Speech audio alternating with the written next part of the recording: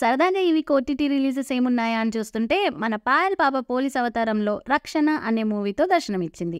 కొత్త మూవీ వస్తే అది చూసి ఎలా ఉందో మీతో షేర్ చేసుకోకుండా ఉండలేము. అది మా బలహీనత.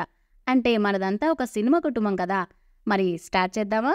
సీన్ ఓపెన్ చేస్తే మన పాయల్ పాప ఒక sincere police officer. Road accident case investigation చేస్తున్న టైంలో ఆల్రెడీ క్లోజ్ అయిన కేసెస్కి ఒక లింక్ దొరుకుతుంది. ఆ లింక్ ఏంటి, అసలు ఈ కేసెస్కి తనకి ఉన్న పర్సనల్ కనెక్షన్ ఏంటి, ఎలా సాల్వ్ చేసింది అనేది మెయిన్ ప్లాట్. పాజిటివ్స్ విషయానికి వస్తే చెప్పాలనుకున్న మెసేజ్ ప్రెజెంట్ చాలా ఇంపార్టెంట్. దానికోసం stalking, male domination, authority and gender equality లాంటి ముఖ్యమైన పాయింట్స్ని స్టోరీలో ఇన్వాల్వ్ చేసిన విధానం చాలా బాగుంది. స్పాయిల్ చేయకూడదు కానీ విలన్ బ్యాక్ స్టోరీలో కొన్ని సీన్స్ ప్రెజెంట్ సొసైటీని రిప్రజెంట్ చేస్తూ రిలేటబుల్గా అనిపించాయి. ఇలాంటి జెన్యూన్ రివ్యూస్ మీరు మిస్ అవ్వకూడదు అంటే మన ఛానల్ని సబ్స్క్రైబ్ చేసుకొని పక్కనే ఉన్న గంటను కొట్టండి. The next positive is story రొటీనే అయినా ఎవాల్వ్ అయ్యే ప్రాసెస్ ఇంట్రెస్టింగ్గా రాసుకున్నారు. చిన్న యాక్సిడెంట్ కేసులా స్టార్ట్ అయ్యి చాలా క్లోజ్ అయిన కేసెస్కి చుట్టుకుంటుంది. ఈ ఇన్వెస్టిగేషన్ పార్ట్ సెకండ్ హాఫ్లో బెటర్ అయింది అండ్ అక్కడ చాలా వరకు ఎంగేజ్ చేసింది. మర్డర్స్ అన్నీ కనెక్ట్ చేసిన విధానం బాగుంది. ఇకపోతే సినిమా ఎక్కడా కూడా డీవియేట్ అవ్వదు. అనుకున్న స్టోరీయే స్టిక్ అయ్యి జెన్యూన్గా తీయడానికి ట్రై చేశారు.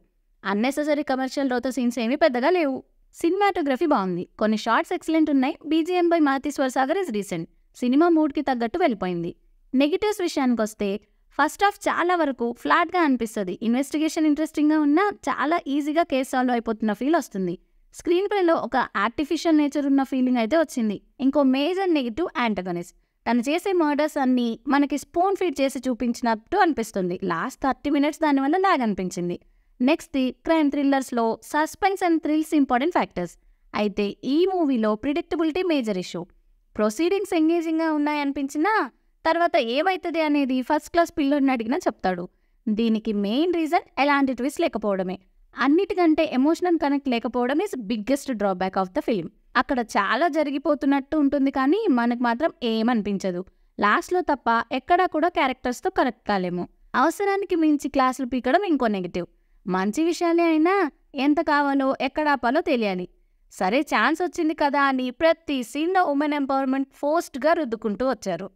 ఎడిటింగ్ అస్సలు బాలేదు. చాలా అబ్రప్ట్గా సంబంధమే లేకుండా కట్ చేశారు అనిపిస్తుంది.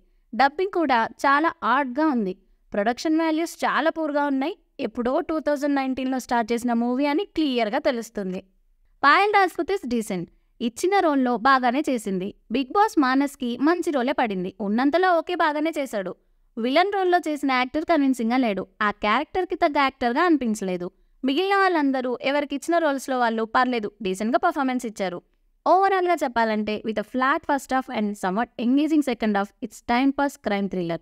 మాకు ప్రిడిక్టబిలిటీ ఉన్నా పర్లేదు, ప్రొడక్షన్ వాల్యూస్ పెద్దగా లేకపోయినా నడుస్తుందంటే you can give it a try, otherwise you can skip it. Movie streaming on Aha video. రివ్యూసే కాకుండా మన ఛానల్లో బోలెడ్ అన్ని మంచి కంటెంట్ ఉన్న వీడియోస్ ఉన్నాయి. వాటిపై ఒక లుక్ వేయండి. మళ్ళీ కలుద్దాం. Until then signing off T movies for you.